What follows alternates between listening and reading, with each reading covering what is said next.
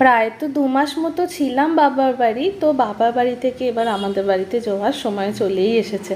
তো ওর জন্য বাবা বলল, তাহলে তোরা বাড়ি চলে যাওয়ার আগে চল তোদেরকে পুজোর জামা কাপড়গুলো বরং কিনে দিই।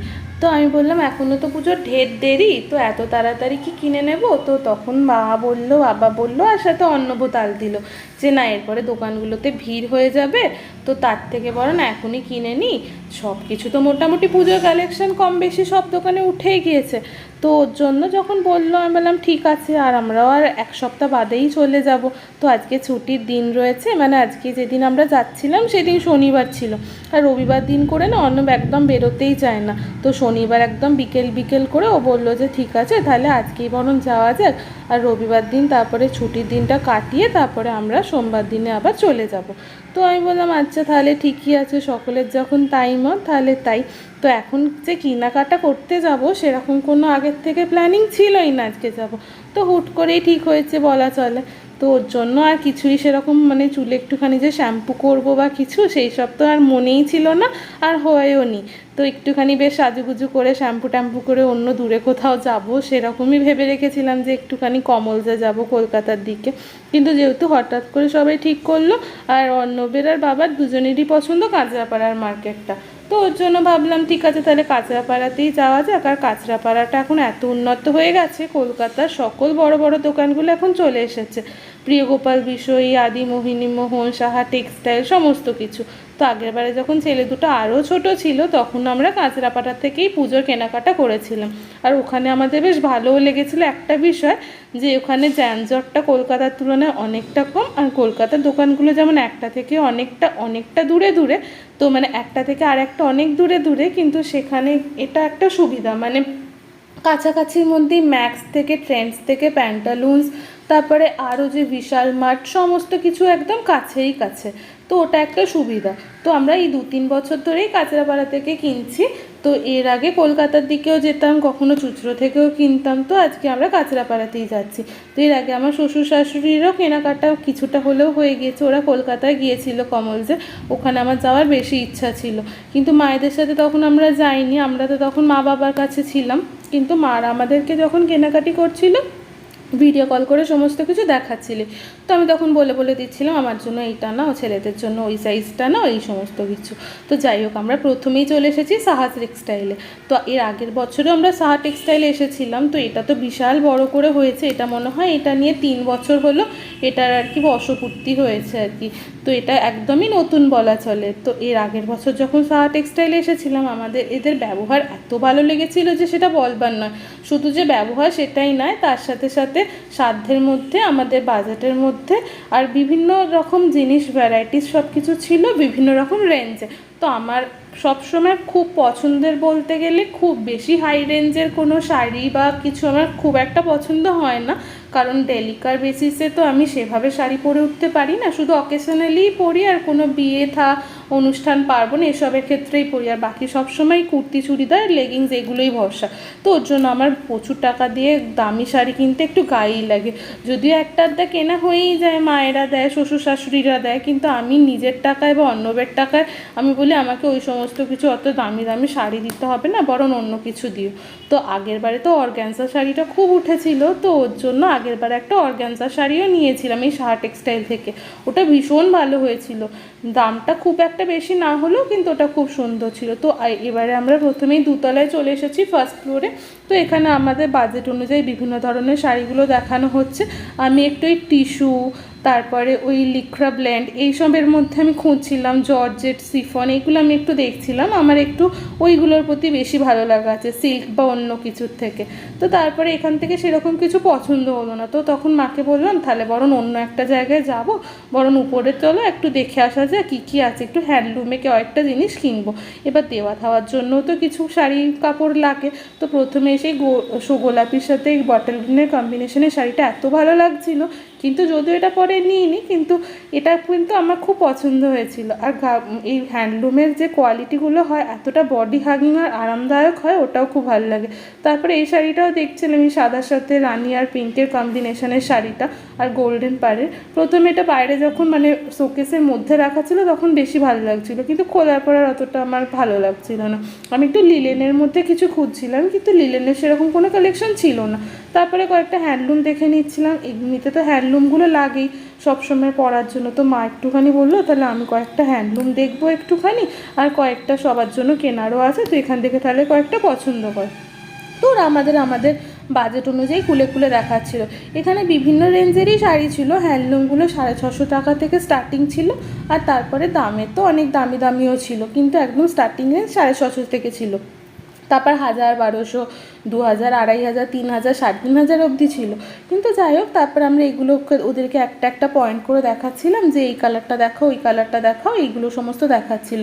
আর বাইরেতে মানে পাশেতে আরও কিছু হ্যাং করেও রাখা ছিল, তো ওগুলোও বিভিন্ন রেঞ্জের ছিল, কিন্তু এগুলো 500 টাকা থেকে স্টার্টিং ছিল। তো ওগুলো আমরা একটুখানি ঘুরে ফিরে দেখছিলাম।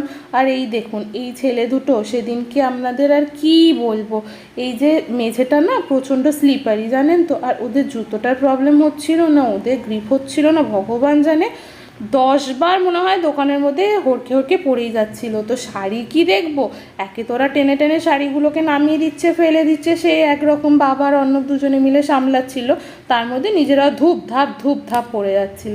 তো সকলে তো হাসছে আর সবাই এসে কোলে নিচ্ছে, ঘুরছে, খুব মজা করছিল। তো ওইটা দেখে আমরা তো খুব হাসছিলাম। তো যাই হোক, একটুখানি পরে বড়টার একটু লেগেও গিয়েছিল, সেরকম বিশেষ কিছু নয়, কিন্তু একটুখানি মাথাটা অল্প ঠুকে গিয়েছিল, তো ওর জন্যও খুব কাজ ছিল। কিন্তু এখানকার স্টাফগুলো খুব ভালো জানেন তো, তো ওরা একটু বরফ জল, ঠান্ডা জল, এই সমস্ত কিছু অ্যারেঞ্জ করে দিল সঙ্গে সঙ্গে, এমনকি মলমও দিয়েছিল। এই যে হলুদ শাড়িটা আপনাদের দেখালাম, এই শাড়িটা নিয়েছিলাম। এই হলুদ শাড়িটা হ্যান্ডলুমের মধ্যে কোয়ালিটিটা এত ভীষণ ভালো ছিল, আর কালার কম্বিনেশনগুলো এই তুতে আর রানীর সাথে ভীষণ ভালো লাগছিল। তো এবার আমরা নিচের তলাতে চলে এসেছি। এই নিচের তলাটার মধ্যে এবার অন্য অনেক রকম কালেকশন রয়েছে, আস্তে আস্তে নিচের তলাগুলোর মধ্যে চলে যাব। এর মধ্যে না আপনারা সমস্ত কিছুই পেয়ে যাবেন, মানে ছেলেদের কালেকশন কতটা কি আছে জানি না, কিন্তু মেয়েদের kurti, leggings, salwar, one piece সব রকমই আছে। তো এর আগের বছর আমি এখান থেকে একটা সালোয়ার কিনেইছিলাম, কিন্তু তারপর আর এবার থেকে এখান থেকে কিনবো না, ভাবলাম মাকে বললাম কি এখান থেকে আমি কিনবো না, বরং আমি অন্য কোনো একটা জায়গা থেকে দেখবো। তো এখানে এই দুটো শাড়ি আমি দেখছিলাম একটুখানি গায়ে দিয়ে, শাড়িগুলো খুব একটা বেশি রেঞ্জে ছিল না। মা বলে তুই একটা নে না, কমের মধ্যেই নে, আমি এটা তোকে দেবো।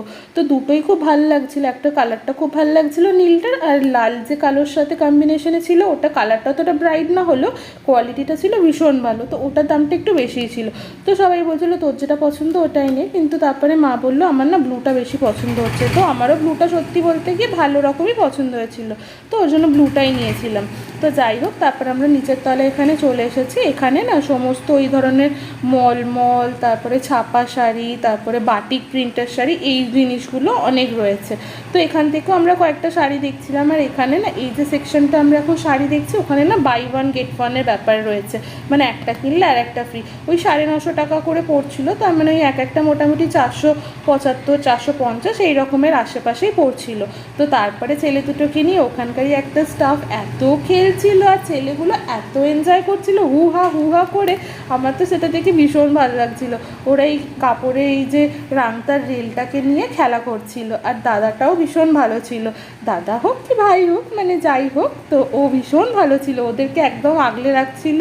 আর আমরা এদিকে একটুখানি শাড়িগুলো দেখছিলাম। হ্যাঁ, আর যেটা বলছিলাম যে নিচের তলায় যখন শাড়িগুলো দেখছিলাম, ওখান থেকে যদি আমি একটা নাও নিতাম তাহলে আর একটার দাম হাফ হয়ে যেত। যাই হোক, তো ওখান থেকে কয়েকটা শাড়ি কেনাকাটার পরে আমরা একটুখানি মোহিনী মোহনে চলে এসেছিলাম, কারণ এরপরে আমরা প্রিয় গোপাল বিষয়তে আগে আরেকবার ঢুকেছিলাম, কিন্তু আদি মোহিনী মোহনের কাঁচরাপাড়া কালেকশনটা আমরা কখনো আসিনি। তো এখানে এসে আমি প্রথমে ওদেরকে যে প্রশ্নটা করলাম সেটা হচ্ছে, আপনাদের সমস্ত দোকানে ফার্স্ট ফ্লোর না গ্রাউন্ড ফ্লোরে কেন সমস্ত শাড়িগুলোকে এরকম কাপড় দিয়ে র্যাক করা, এগুলোতে কি দাম ফেলা হয়নি? তখন বললো না ম্যাডাম, ওরকম কোনো ব্যাপার না, আসলে যাতে করে না ধুলো লাগে শাড়িগুলো, তাই জন্য এইরকমভাবে ব্যবস্থা করা রয়েছে। আমি বললাম বাবা এত ধুলো এখানে, যে শাড়ির দোকানগুলো কাচ দিয়ে ঘেরা হওয়া সত্ত্বেও কাপড় দিয়ে আলাদা করে ঘিরে রাখতে হয়? তখন ওরা বললো হ্যাঁ ম্যাডাম, এরকম এখানে প্রচণ্ড ধুলো, ওই যে দেখতে পাচ্ছেন পিছনে লাল শালু দিয়ে সমস্তগুলো শাড়িগুলোকে ঢেকে ঢেকে রাখা রয়েছে। যাই হোক, এখান থেকে তারপর আমরা একটুখানি শাড়ি দেখছিলাম।